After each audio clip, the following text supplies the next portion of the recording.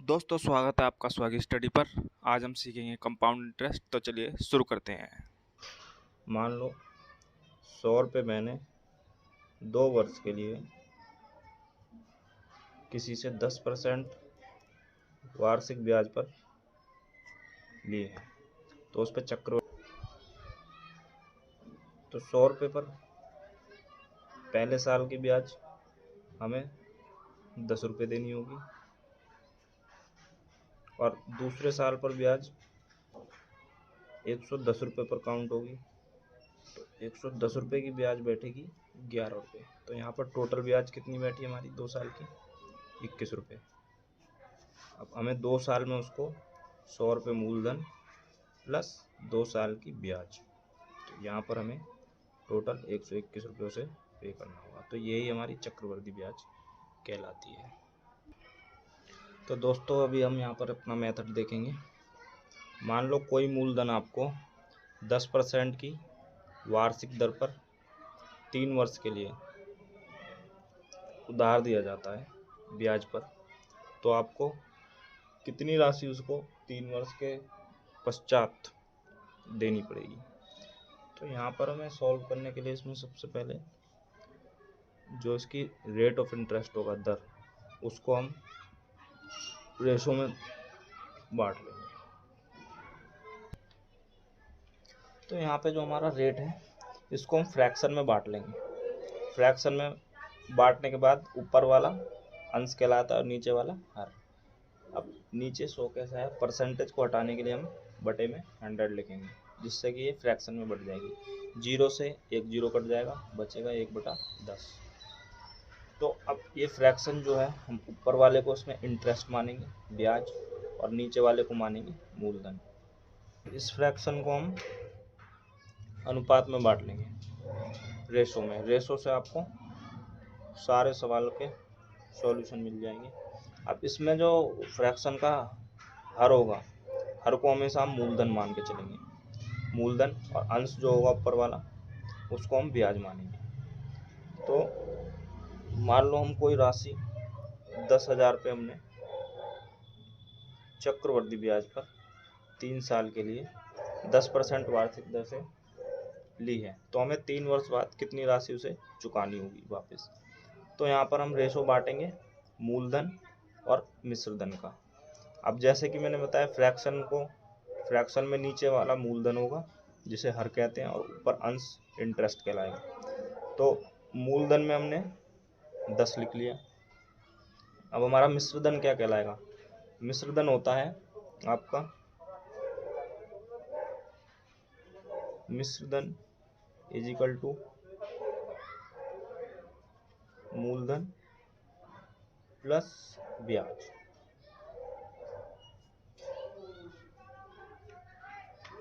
तो हम मिश्रधन में क्या लिखेंगे? मूलधन प्लस ब्याज। तो हमारा मूलधन हमें फ्रैक्शन में देख रहे हैं 10 है और ब्याज हमारी 1 है, तो 10 और 1 कितना हो जाएगा? 11।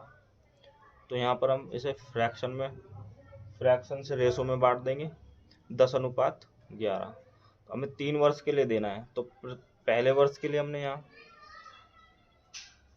फर्स्ट ईयर के लिए 10/11 लिख लिया है, सेकंड के लिए लिख लिया है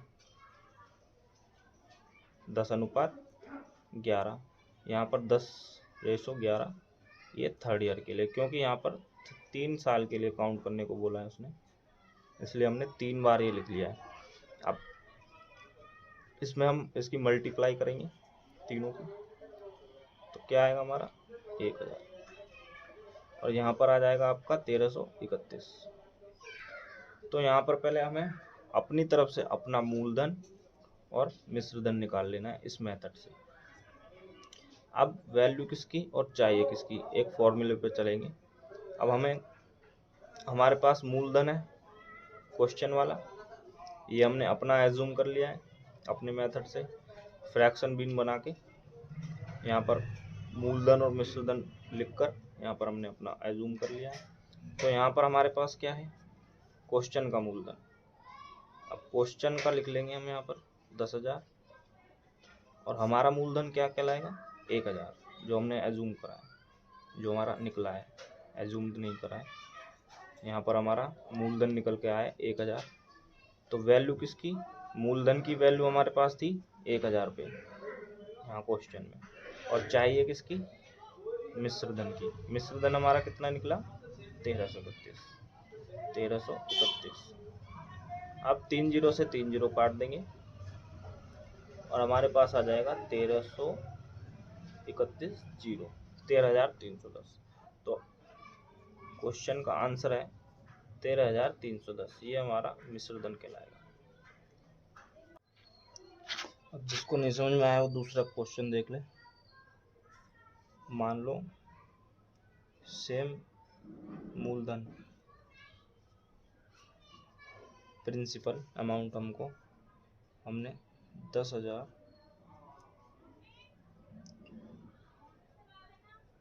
25% इंटरेस्ट पर लिया और 2 वर्ष के लिए। तो इसमें मिश्रधन परसेंटेज को फ्रैक्शन में चेंज करेंगे।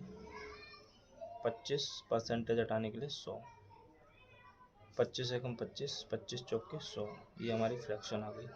तो इसमें हमारा जो मूलधन होगा वो नीचे वाला हर को मूलधन कहेंगे। प्रिंसिपल अमाउंट होगा हमारा हर, ऊपर होगी हमारी इंटरेस्ट। तो हमारा रेशो क्या बन जाएगा,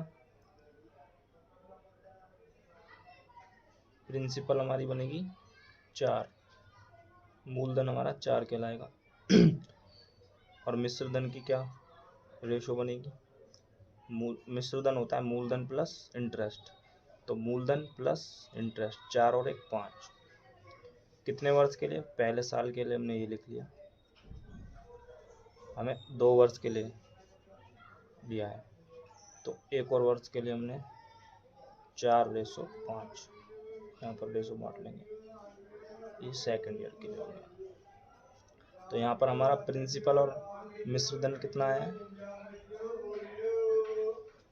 मिश्रधन ये हो जाएगा हमारा मूलधन 4 चौक 16, 5 पंजे 25। तो हमारा मूल ये कितना है 10,000। वैल्यू किसकी चाहिए, जिसकी। तो वैल्यू हमारे पास मूलधन की है, हमारा मूलधन कितना है 16, और चाहिए हमें क्या, मिश्रधन। हमारा मिश्रधन कितना है 25।